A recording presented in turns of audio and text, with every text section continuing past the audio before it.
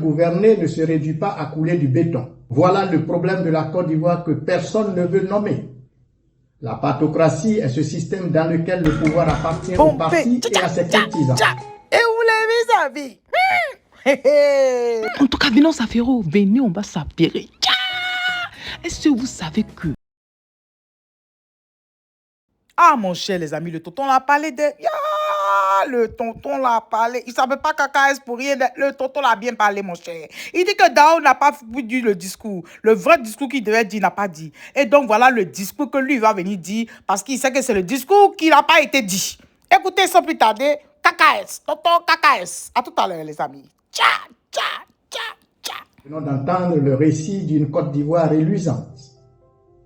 Mais pendant que le pouvoir s'adresse au monde, à ses créanciers et à ses soutiens extérieurs, qui parle au peuple de Côte d'Ivoire? Question. Au moment où les écrans officiels s'éteignent, l'honneur de ma responsabilité m'impose, en ma qualité de citoyen libre et patriote, de prendre la parole pour vous dire la part de vérité que le chef de l'État, sûrement par défaut de temps, n'a pu dire. Donc vous nous dites, tonton. Tout d'abord, par honnêteté intellectuelle et parce que la rigueur républicaine l'exige, il convient de saluer les réalisations indéniables du régime en matière d'infrastructures physiques. Regarder le réel en face, c'est aussi reconnaître ce qui s'élève sous nos yeux. Ensuite, parce que la construction d'une nation est une œuvre continue, portée par 1000 générations et enracinée dans l'œuvre des prédécesseurs, ils méritent eux aussi, en ce jour de commémoration, l'hommage appuyé de la nation, avec une pensée particulière pour le premier d'entre eux, le père de la nation, le président Félix Houphouët-Boigny. Cela dit, chers compatriotes, gouverner ne se réduit pas à couler du béton. C'est là que se mesure l'écart abyssal entre la poésie du discours officiel et le vécu quotidien des Ivoiriens. Depuis la dernière bagarre électorale d'octobre 2025, la Côte d'Ivoire vit un long vendredi saint humanitaire. Je veux rappeler ici le souvenir des 59 disparus de la saison des pluies et redire ma profonde affliction aux milliers de sinistrés jetés dans le dénuement total par les démolitions sauvages. La réalité de la Côte d'Ivoire, ce n'est pas celle des salons feutrés d'Abidjan. C'est celle de nos mamans au marché, qui voient les prix du riz, de l'huile et de la viande grimper sans s'arrêter. C'est celle des pères de famille foudroyés par les hausses successives des factures d'électricité et l'étranglement sans fin des prix du carburant à la pompe. On nous promet le sommet du monde, mais on nous cache le pillage de nos sous-sols et les détournements publics impunis. Nos planteurs de café et de cacao sont spoliés du fruit de leur sueur. Nos terres et nos forêts sont détruites par l'orpaillade clandestin au mercure, tandis que la mafia foncière exproprie nos villages. Des quartiers entiers sont réduits en poussière, sans dignité ni relocalisation. On nous dit que c'est de la modernisation. Moi, j'y vois de la discrimination, la haine du pauvre. Pendant ce temps, l'avenir de notre jeunesse est hypothéqué par un endettement vertigineux. Nos jeunes diplômés sont condamnés au chômage endémique ou poussés à l'exode, tandis que nos PME étouffent sous la pression fiscale et se contentent pour survivre des miettes de la sous-traitance étrangère. Mais à quoi sert donc la croissance économique si elle ne se mange pas? À quoi servent les milliards de la dette si le panier de la ménagère s'effondre chaque jour un peu plus? La réalité sociale est là, implacable. Les Ivoiriens roulent certes tous confortablement sur des magnifiques ponts neufs, mais la grande majorité dort le ventre creux. Chers compatriotes, le diagnostic politique est encore plus lourd.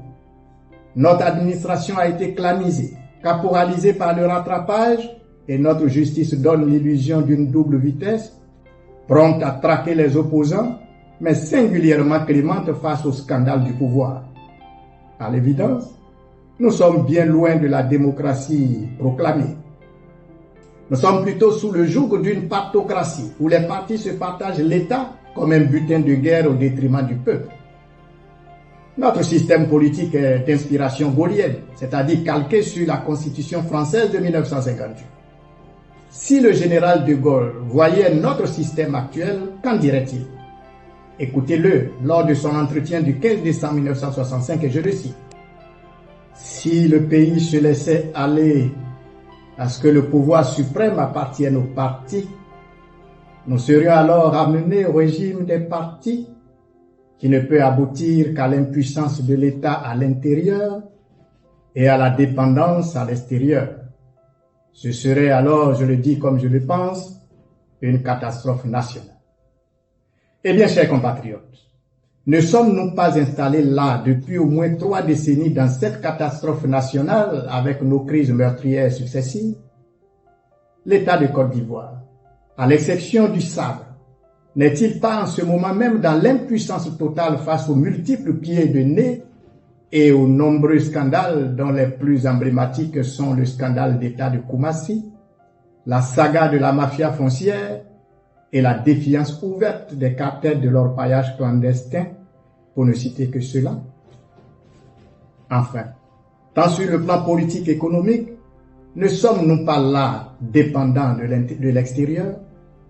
Mes chers compatriotes, le régime des partis ou la partocratie, voilà le problème de la Côte d'Ivoire que personne ne veut nommer. La partocratie est ce système dans lequel le pouvoir appartient aux partis et à ses courtisans. Un système unique où le parti est tout à tout et le peuple n'est rien et n'a rien. N'est-ce pas bien là ce que nous vivons en ce moment en Côte d'Ivoire? Si nous étions en démocratie, le débat sur la partialité des institutions électorales paraîtrait surréaliste. Parce qu'en démocratie, le pouvoir appartient au peuple, pas au parti. Le parti n'est pas l'État.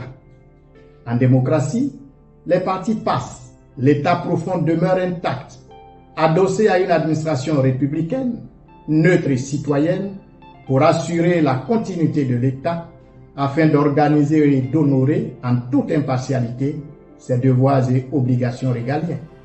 Devoirs et obligations dont fait partie précisément l'organisation des élections.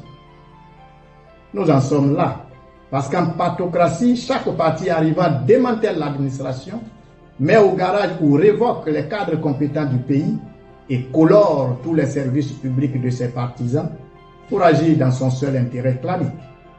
D'où l'impossible équité dans le traitement des dossiers politiques. Pour sortir de ce piège systémique mortifère, la solution est évidente et unique. Opérer un shift historique de la partocratie vers la démocratie, la vraie. Cela exige de remettre le peuple au centre du jeu. C'est pourquoi je réitère aujourd'hui encore avec force mon appel à l'ouverture d'un véritable dialogue national inclusif. En effet, à ce stade de la vie de la nation, plutôt que de compromis politiques éphémères entre politiciens, la Côte d'Ivoire a besoin d'un débat citoyen national, incluant toutes les forces vives de la nation pour une refondation institutionnelle profonde.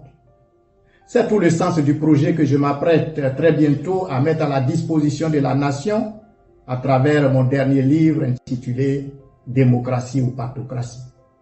Nous devons en finir avec le centralisme étouffant d'Abidjan et briser définitivement la mafia foncière. Nous devons en finir avec la guerre du fauteuil pour mettre fin au scrutin de sang. Nous devons restituer le pouvoir et la richesse à la base pour que chaque territoire profite légitimement de sa sueur. Nous devons bannir l'exclusion et le népotisme pour consacrer le seul mérite des compétences et des diplômes. Nous devons briser le blanc-seing des dirigeants pour que plus personne ne soit au-dessus de la loi. En attendant et face à l'urgence, j'en appelle à 2 mesures conservatrices d'ordre humanitaire. 1. Le blocage immédiat du prix des produits de première nécessité pour les ménages les plus faibles. 2. L'arrêt immédiat de tout déguerpissement sans indemnisation préalable et sans relocalisation. Place au grand débat national. En avant pour la reconstruction républicaine. Vive la Côte d'Ivoire. Je vous remercie. Eh bien, le discours est terminé. Le papa a donné sa part de vérité. Si ce mot il vous laisse, toi, tu ne vaux par ici. Bonne arrivée. Merci d'être là. Merci aux anciens. Que Dieu continue de vous bénir. Les amis, on se dit à tout à l'heure. Bye bye, les amis. Bye.